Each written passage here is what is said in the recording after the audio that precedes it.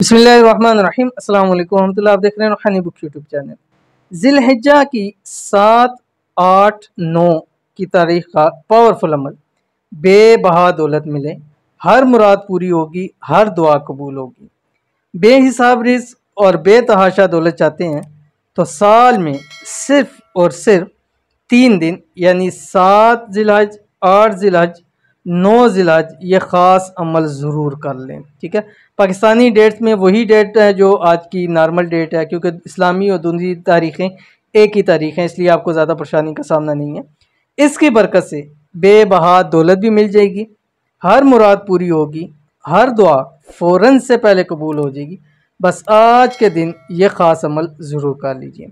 7, 8, 9 यानी 3 दिन का अमल है। 3 दिन में से आपको एक दिन भी मिले, आपने ये अमल ज़रूर करना है। कौन सा अमल है अभी शेयर करने लगा हूँ। वीडियो को आपने लाइक ज़रूर करना है।